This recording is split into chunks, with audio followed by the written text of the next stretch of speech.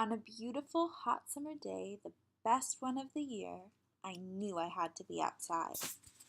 The beaches were packed and too far to get to on bike, but my neighborhood pool was the perfect place to go.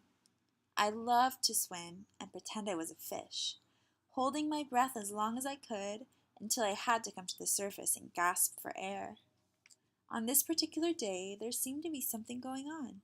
The pool had lanes set up inside, and adults with clipboards cluttered on the edge of the pool. A banner hanging on a table read, "Marshall Street Pool Swimming Competition." All the neighborhood children were encouraged to sign up and race across the pool. I was a little hesitant and nervous to sign up for a swimming race. I'd never done anything like this before. I looked across the list of names, and at the top of each paper read the style of swimming that was competing. I had never heard of the breaststroke, butterfly, or freestyle, but backstroke I knew how to do. I signed my name on the list and waited for the lady behind the booth to guide me to where I was supposed to wait. The group of other kids standing around me were the ones I would be swimming against. Some were older, some younger, some were taller and shorter, but as nervous as I felt, I was still excited to try something new. We all watched as the first group of swimmers took off from their start points. They were the freestyle swimmers, which meant my group was next. Finally, my group was up.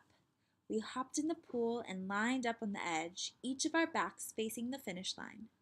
The whistle blew, signaling us to swim, and I kicked off the wall as hard as I could, propelling myself into the water. My eyes closed as I entered a world of water, and my body endlessly kicked and reached, churning the water around me, moving me forward. I continued to swim with all my might, trying not to focus on where the other swimmers were, and finally my last backward reach felt something hard, and I knew I had reached the finish. I took my goggles off and looked around. To my surprise, I was the first person to reach the end. I had won!